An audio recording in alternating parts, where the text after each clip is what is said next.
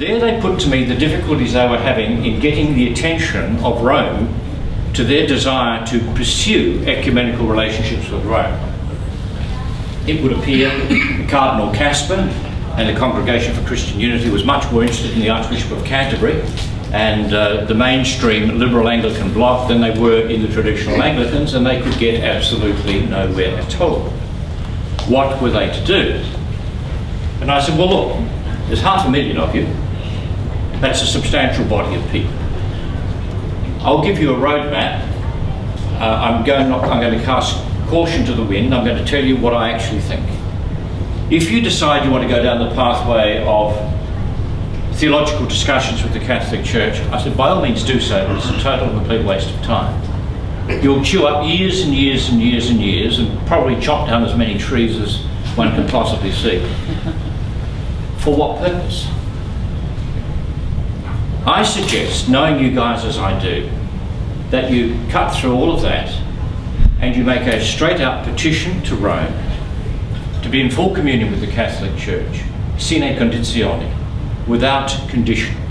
And this is what you should do to achieve that. You should go to your individual synods, wherever you are around the world, and there should be a series of resolutions put.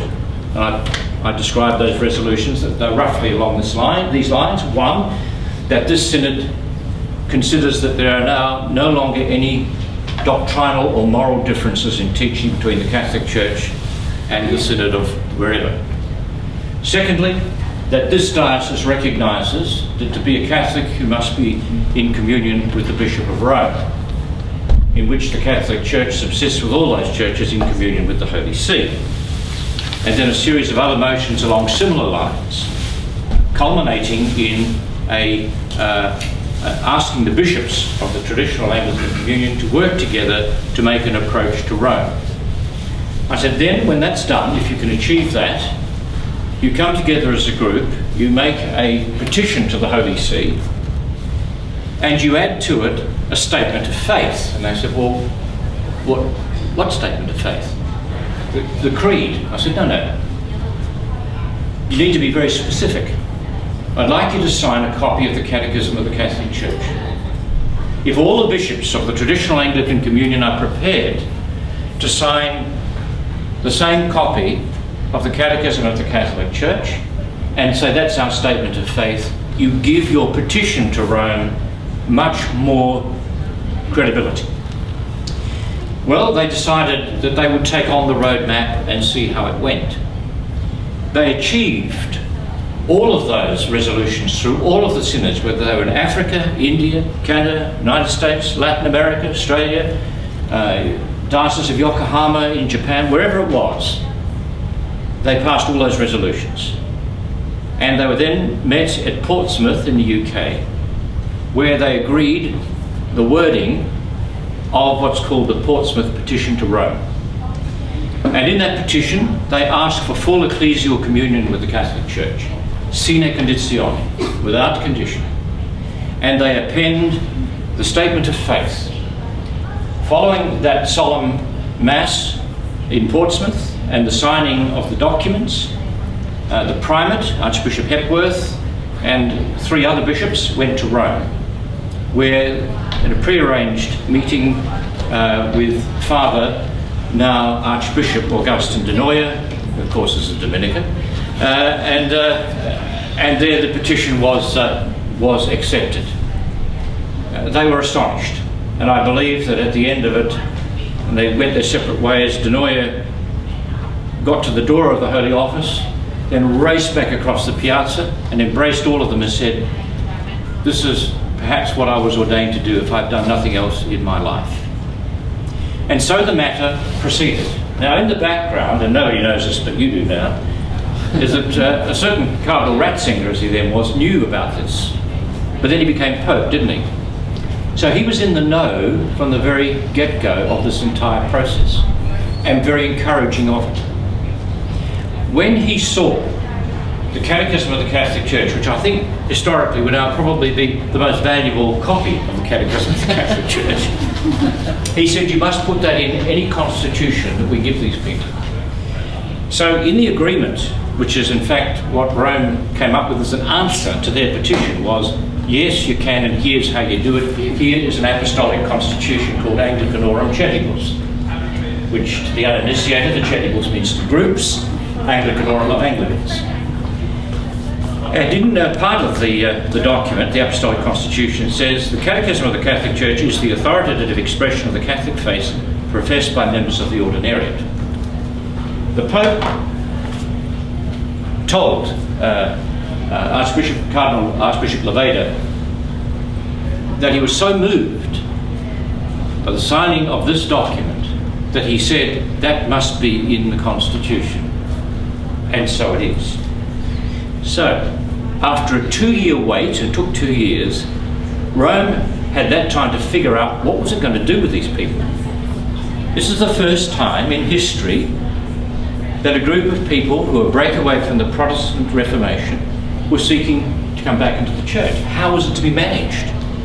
Because they wanted the Anglicans to be able to keep their cultural identity, their sense of spirituality, the best of their liturgical tradition, and so on and so forth. And so they came up with the idea of an ordinariate, a bit like the military ordinariate. And there'll be ordinariates in every country of the world, and wherever they apply. So the Constitution having been given, the invitation was then given back to the groups of Anglicans, to the traditional Anglican Communion, saying, now it's up to you. If there's where it is, you apply.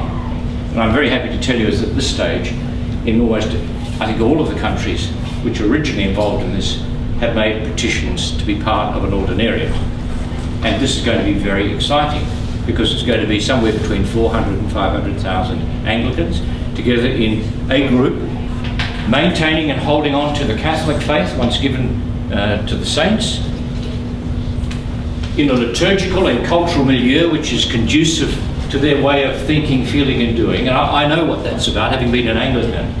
I know what that patrimony is about, and therefore being part of the Catholic Church. So what I say to you is, can Anglicans be Catholic? Well, I think they can now. And I think that is in and through these ordinariates that will be set up.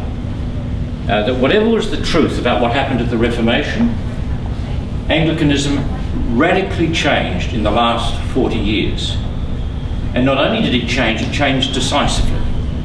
There is now the possibility of an ecumenical rapprochement between Anglicans and the Catholic Church. To be sure, it's a minority of them, but it is historic, it is a first, and it represents the enormous love that the Pope has for his brothers and sisters in Christ wherever they are to be found. This is, I regard this as a generous document, and one which will allow those Anglicans who believe that their best future for orthodoxy is in the Catholic Church to return home. Now I'll take some questions.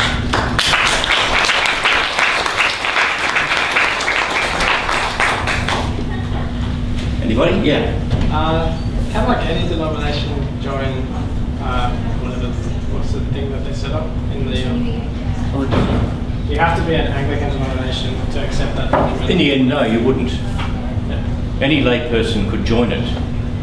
And once it's set up, any Catholic can go to these kinds of masses if they would prefer the kind of music, tradition, culture which is part of the Anglican thing. And the Anglican Catholic ordinariates will be encouraged, obviously, to go out and make converts for Christ wherever they are to be found, just as anyone is in the Catholic Church. That's what we do, it's what we live for, is to bring people to a personal relationship with Christ. So the answer is yes, they would. Where the clergy are concerned, at least initially, they're going to have to be former Anglican clergy. But later on, from among their own ranks, they will choose other men to be ordained to the priesthood.